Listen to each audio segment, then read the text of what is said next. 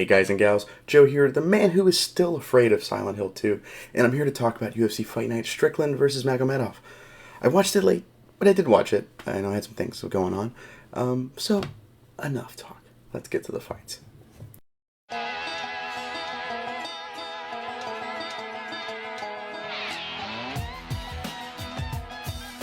The main event, we have Sean Strickland versus Abus Magomedov, and Sean Strickland got a finish. I did not have that on my bingo card this year, but luckily, I all I need is a John Jones controversy to happen, and I think I'm in. I got bingo if I do, so I think I'm in a good spot still. So out the gate, Abus Magomedov, who might I remind you, only had one fight in the UFC before this, which was 19 seconds. And they gave him a main event. Anyways, so he was using angles and kicks to really keep Strickland guessing, and I thought he was arguably winning the first round. And even though he did give Strickland a nasty and unintentional, I believe, eye poke. But the second round, though, he's looking gassed. He's looking really gassed. Strickland catches him clean. He turtles up. Strickland swarms, smell the blood in the water, and as he turtles up, he gets knocked down or whatever, hits the mat, and we get an unlikely TKO finish from the normally and often criticized for it pillow-handed Sean Strickland in the main event. So let's talk about this as a main event. So while Magomedov had a good first round against the obviously talented Sean Strickland, I mean, why was he here? Why was this fight booked?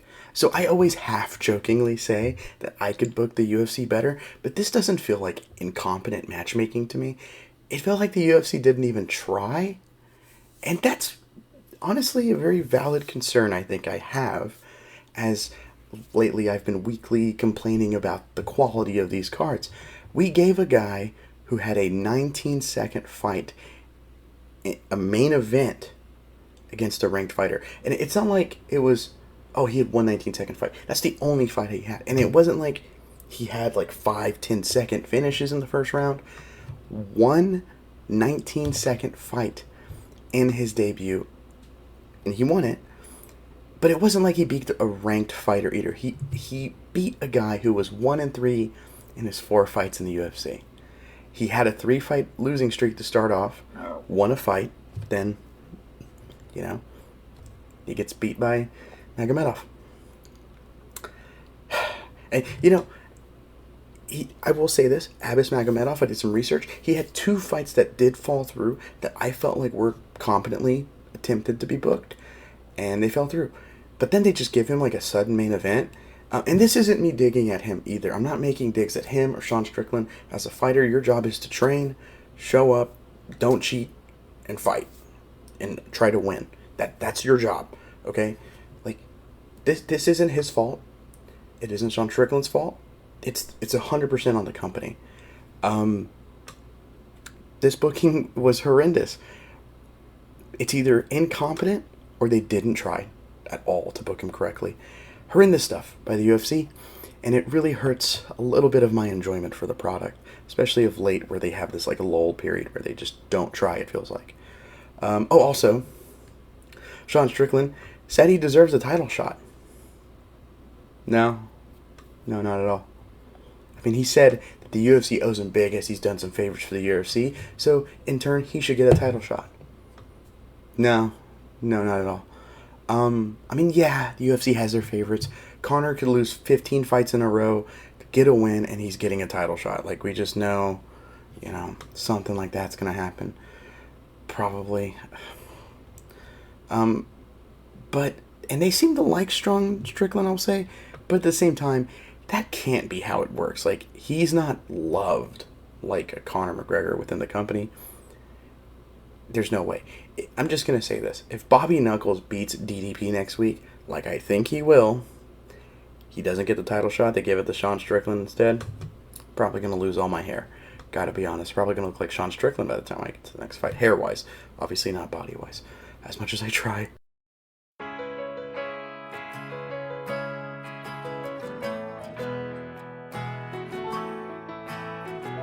But in our co-main event, we had Grant Dawson take on Abus Magomedov, and a very interesting scrap at lightweight. So Grant Dawson he won the fight. Let's just say to get this out of the way. Grant Dawson won the fight, all 3 rounds, dominating his opponent on the ground and in just the wrestling and grappling. Couldn't get the submission even though he had the back multiple times. But let's talk about this. Grant Dawson is 8-0-1 in the UFC, and he took a good amount of momentum from Ismagulov. And that's important because, don't look now, Grant Dawson is a dark horse in this division.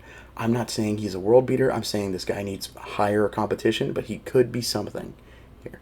He could have something going on. That's a good record in the UFC in one of the notoriously most dangerous divisions.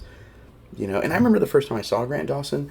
I think the first time I saw him fight, he fought Leonardo Santos, who I was really huge on for a while, and he KO'd him at like the last second of the fight, basically. Great comeback in a really good fight, I thought. Seriously, if you haven't seen that comeback and that whole fight, go check that out. You're gonna love it. I love it, at least. And after that, I've been sure to keep an eye on him, and he's still looking promising, honestly. I think it's time for that next big step up for him. I think you could give him a Drew Dober. I think you could give him, honestly, if it wasn't for Dan Hooker being booked, you could do that. Maybe Claudio Puelles, who I don't know if it's still ranked, but you could probably do that. I didn't write any of this down. I just kind of thought of it at the top of my head. I think he's ready for that next step up. And lastly, before I get into this whole rest of the card thing, normally I would probably dump this in the rest of the card kind of thing. But I want to touch on this more. And that's Kevin Lee making his long-awaited return to the UFC. I don't personally think he should have been cut. The move to 170, I thought both times was dumb, and he's still fighting here. So clearly the weight cutting thing is a problem. And, he's one of these guys that's too big for 155 to make it healthy. And he's way too small for 170. He's one of those guys pushing for that 165 and then making 170, 175, which I got to be honest, I do love the idea of that. I think it should be every 10-pound intervals, personally. Obviously, 205 and up. I think you can probably do like a 215, and then once you get 225, it's just 225 and up. I think you could probably do that. But he had a really good run in the UFC his first time. He fought most people, that people wouldn't talk about. He did something I think is, no one talks about this either. No one talks about how much heart and guts it takes to do this. So he fought in UFC Oklahoma City. That was a fight night against Chiesa. And Justine Kish pooped in the cage. And he's a grappler. And he still fought willingly. Okay, in all seriousness, that is gross, and I gotta give him props, because I would have been like, how much disinfectant did you use? I don't, if this place isn't smelling like ammonia or bleach, I'm not going out there. It's tough to do. But he earned himself, he was probably way too low ranked to get it, but he did fight his way into, and talk his way into, a interim title fight when that whole mess was going on, with the whole Conor stuff, not defending belts, what else is new, kind of thing. And, Conor doesn't have any belts anymore. But, my hater side's been out today. I apologize to the Conor fans. I do apologize. I shouldn't be ragging on him. He has nothing to do with this. But anyways, he fought Tony Ferguson in a really good fight, by the way. Looked good. Had staph. It was gross. Probably shouldn't have done that. But he could have pulled out of the fight with that staph infection. He didn't. Kind of weird still, to take it out loud. But, he had a good run. He lost to Ally Quinta in the rematch. But he finished Edson Barboza with, I think it was a TKO. He TKO'd him. Doctor stoppage, maybe. But he did do that. And he got stanky-legged pretty hard, did the chicken dance. But still, he won, And he got the takedown off of it, if I remember right. So he was a good talent. And then he obviously had that insane head kick KO. Oh, my God. Gregor Gillespie. Crazy knockout. Going to be on highlight reels forever. And then it looked like he was going to be big. Takes on Charles Oliveira in the first fight of the pandemic, technically. Not really, but it was 2020 pandemic. They were going to have a crowd there. Then they went, no crowds. Do this behind closed doors with the cameras on, which was a very unusual concept back then. He did fake tapping out, which was dumb. But, you know, when he went to 170, lost. Okay. I think it was to Daniel Rodriguez, if I remember correctly. Got cut. So what did he do? He went to Eagle FC for one fight against the worn out and sadly washed Diego Sanchez, where he decisioned him. But he's back in the UFC. He's been campaigning for a while. It's really exciting to see him come back. I thought, you know, I'm not a Kevin Lee fan, but, you know, you got to root for the guy, you know, who from the like near the top all the way down. You got to root for a comeback like this. And so he made his comeback against Hinat Fakhretdinov. Just going to say Hinat. So early on, what happens? He gets hit by a right hand, gets dropped, goes for the classic takedown, gets caught in a guillotine, gets put unconscious. You know, and it's just really sad. And I honestly wonder what's next for him. I don't want him cut. I'm really hoping they don't cut him. Because I feel like in terms of skill sets, he is very talented. But I do wonder if his best days are behind him. It feels like they are. It feels like they have been for a little bit. But I just hope he stays in the promotion, personally. But what about the rest of the card? Well, Michael Morales beat Max Payne Griffin by decision. I like that nickname. It makes you think of the video game. Ariana Lipsky beat Melissa Gatto, or I almost want to call her Melissa Cat, in a split decision. Benoit Saint Denis beat Ismael Bonfim by rear naked choke, and I love saying that name, Benoit Saint Denis. I never learned French in high school, so I think French language is always very cool on the lips. Elves Brenner got a TKO comeback win that shocked the odds makers completely. They were giving him no chance to do this. He gets this finish. Just a great fight. I did not watch it. Carl told me, hey, that fight's great. I'm going to go watch. I want to go back and watch it, and I did, and it was, yes. Oh, yeah.